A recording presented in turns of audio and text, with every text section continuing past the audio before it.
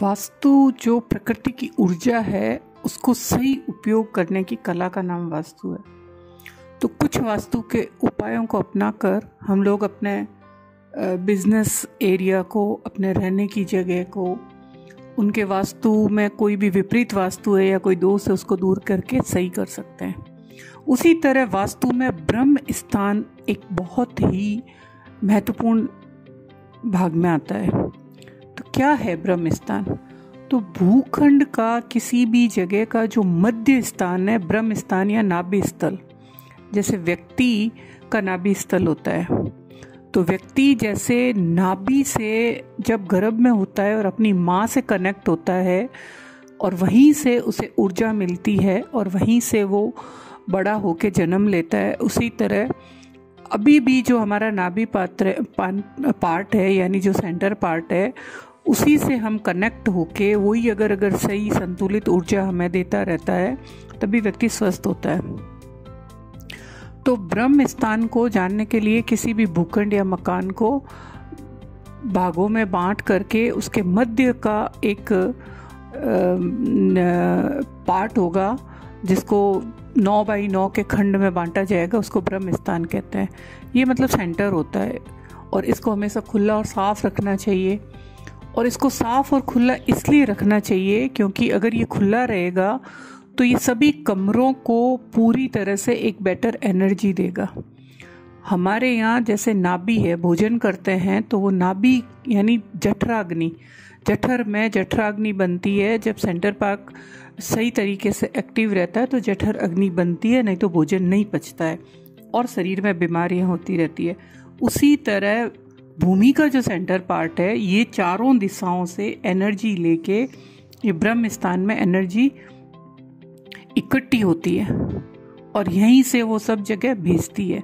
जैसे ब्रह्म स्थान को हमेशा बोलते हैं कि इसमें आकाश तत्व है तो खुला रहना चाहिए। तो आकाश हमारा पिता है जो हमको सुरक्षा देता है और पृथ्वी हमारी माता है जो हमें संरक्षण देती है और इंसान इन दोनों शक्तियों के बीच में रहता है।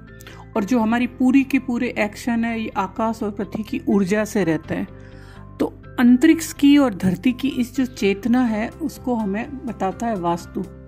और पृथ्वी की जो मैग्नेटिक फील्ड है उससे हम वास्तु का अनुभव कर सकते हैं। तो और ये मैग्नेटिक फील्ड है, ये सब जगह को प्रभावित करती है, पेड़ को, पौधों को, जड़ चेतन वस्तुओं को, पृथ्वी, आकाश, जल, अग्नि, इन 10 दिशाओं को। और इन 10 दिशाओं को समझकर और उनके सिद्धांत को समझकर ही हम वास्तुशास्त्र का उपयोग करते हैं। तो किसी भी निर्मित या जो खुले जगह है जिसका केंद्र बिंदु है उसको हृदय स्थान कहते हैं और पायरा विज्ञान की भाषा में इसको पायरा सेंटर कहते हैं। तो ये जो केंद्र होगा इसमें 5 तत्वों की ऊर्जा अलग अलग जगह से आकर यहाँ पर इकट्ठी होती है और वहीं से, और वास्तु में पायरा में तो इसको सेंटर कहते हैं, पायरा सेंटर पिरामिड वास्तु में, और वास्तु में इसको ब्रह्म स्थान कहते हैं। और यहाँ पे पौराणिक दृष्टिकोण से हम ये देखें तो यह है ब्रह्म स्थान यानी ब्रह्मा का स्थल और ब्रह्मा के 4 सिर है।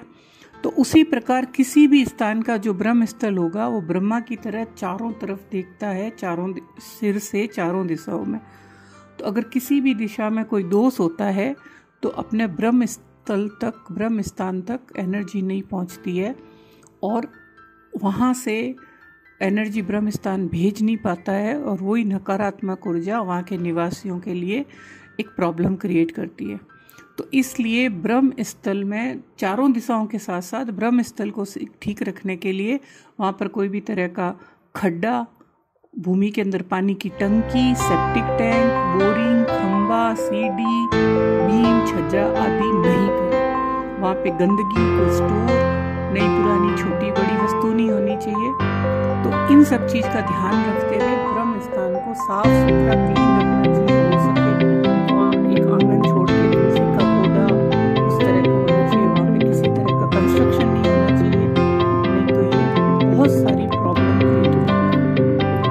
और इसके उपाय के लिए तो क्या है कि आप कोई भी जैसे ब्रह्म पद से संबंधित वस्तुएं होती है, यंत्र होते हैं, इनको वहाँ स्थापित करें।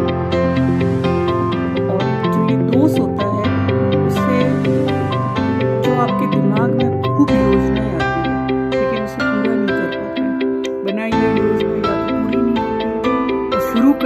ख़त्म नहीं होती है। और ये ब्रह्म